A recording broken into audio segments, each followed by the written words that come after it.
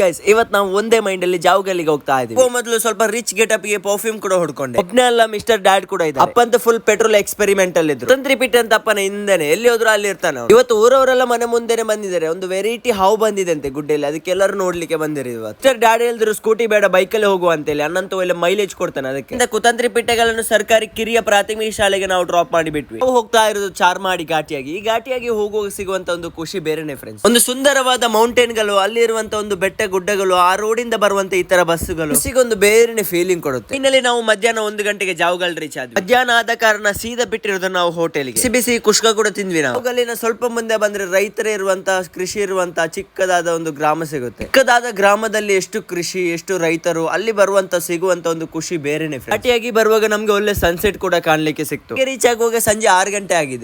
ರಾತ್ರಿ ಡಿಂಗು ಕಾಲ್ ಮಾಡಿ ಕರ್ದ, ಮನೇಲಿ ಕೂತ್ಕೊಂಡು ಬೋರ್ ಆಯ್ತು, ಎಲ್ಲಾದ್ರೂ ಹೋಗಿ ಬರುವ ಅಂತ ಹೇಳಿ. ನಮ್ಮ ಡಿಂಗು ಅಂತೂ ನಮ್ಮ ಹೊಸ ಯೂಟ್ಯೂಬ್ ಚಾನಲ್ ಸಬ್ಸ್ಕ್ರೈಬ್ ಮಾಡ್ತಾ ಇದ್ದಾನೆ. ನೀವು ಕೂಡ ಮಾಡ್ಬೇಕಂತ ಅಣ್ಣ ಹೇಳ್ತಾ ಇದ್ದಾನೆ. ಸಬ್ಸ್ಕ್ರೈಬ್ ಮಾಡ್ಲಿಲ್ಲ ಮಾಡ್ಕೊಳ್ಳಿ ಫ್ರೆಂಡ್ಸ್, ನನ್ನ ಬಯೋದಲ್ಲಿ ಲಿಂಕ್ ಇದೆ. ನಿಮ್ ಮುಂದೆ ಲಾಂಗ್ ವಿಡಿಯೋಸ್ ಎಲ್ಲ ಬರ್ಲಿಕ್ಕಿದೆ. ಕನ್ಯಾಡಿಯಲ್ಲಿ ಹೊಸದಾಗಿ ಮಸಾಲ್ ಪುರಿ ಅಂಗಡಿ ಸ್ಟಾರ್ಟ್ ಆಗಿದೆ. ಅದಕ್ಕೆ ಸೀದಾ ಹೋಗಿರೋದು ಮಸಾಲ್ ಪುರಿ ತಿನ್ಲಿಕ್ಕೆ. ಹೇಳಿ ತರ ದೊಡ್ಡ ಟೇಸ್ಟ್ ಏನು ಇರ್ಲಿಲ್ಲ, ಆದ್ರೂ ಟೇಸ್ಟ್ ಇತ್ತು ಫ್ರೆಂಡ್ಸ್. ಫಾಲೋ ಮಾಡಿದ್ರೆ ನೆಕ್ಸ್ಟ್ ವಿಡಿಯೋಲಿ ಸಿಗೋಣ. ಬೈ ಬಾಯ್.